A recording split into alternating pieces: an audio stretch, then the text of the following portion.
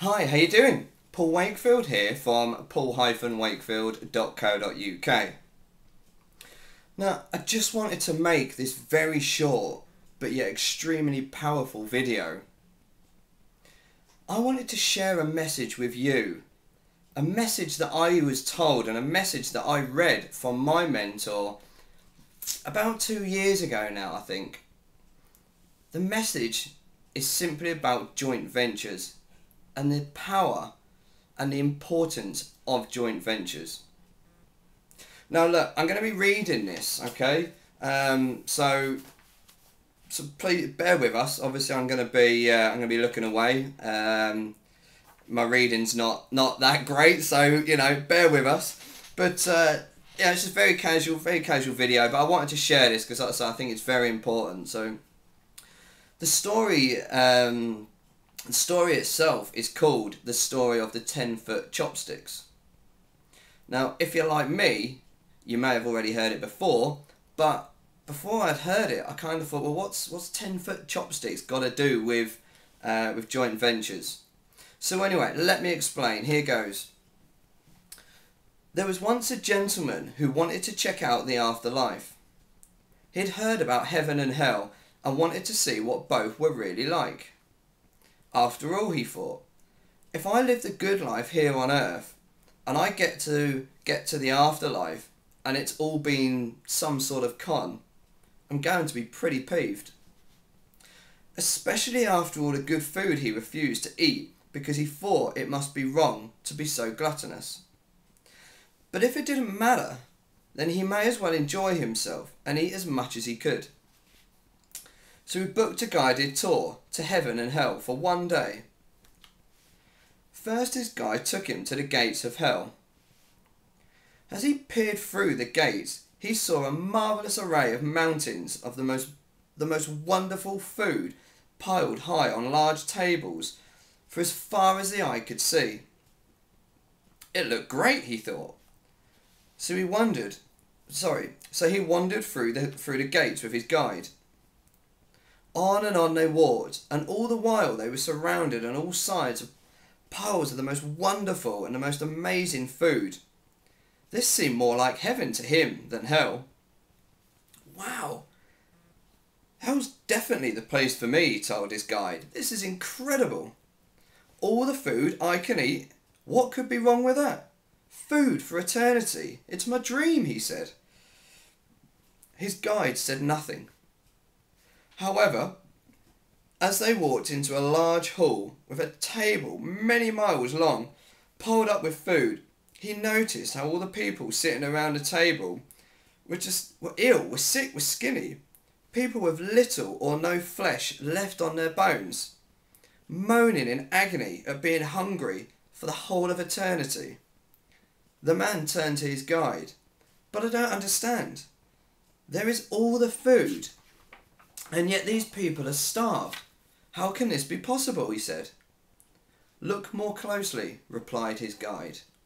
You'll see the reason soon. As they got nearer, the gentleman noticed that the people seemed to be holding very long chopsticks.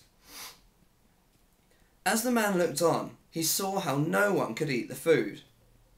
They could pick the food up with their long chopsticks, but couldn't get it round into their mouths. On seeing this, he decided this was now time for him to take a tour to heaven. As he wandered through the pearly gates with his guide, he was amazed that everything looked the same. Huge piles of food all around. Food as far as the eye could see. On and on they walked until, as in hell, they came to another large hall with a table many miles long. Once again, the tables full of food. And once again, the gentleman noticed that the people seemed to be holding very long chopsticks. Only this time, these people were healthy, very happy, and just well fed, completely different to hell. But I don't understand, the man asked of his guide.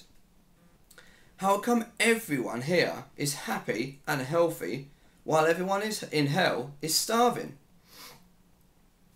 His guide looked at him and replied, "The difference is simple. It's in the state of mind. Those in heaven have compared to those in hell. Look more closely. This the man did, until he quickly realised what was happening. In heaven, each person would use a 10-foot chopstick to pick up some food and feed the person opposite them. In return, the person opposite would do the same back. Both individuals got fed. However, in hell, the people are afraid of someone pinching their food. They are selfishly trying to use their own chopsticks to feed themselves. That's why they go hungry. And the story gives you the clue as to why joint venturing works. Now, I hope you understand that.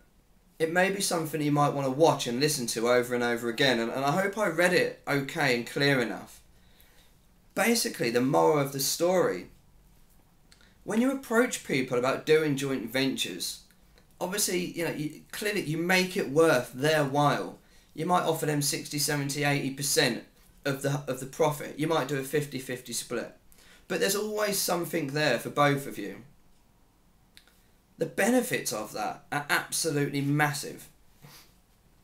The reason why people in hell were so skinny and starving and were ill was pure greed. Instead of looking and thinking, well, I could get 10, 20, 30 or 60, 70% of something, they wanted 100% of everything. What were they getting? They were clearly getting 100% of nothing, because they wouldn't share. They weren't happy to do joint ventures. They weren't happy to create that bond, to create that relationship and accept something. Instead, they went starving. That is why they was in hell.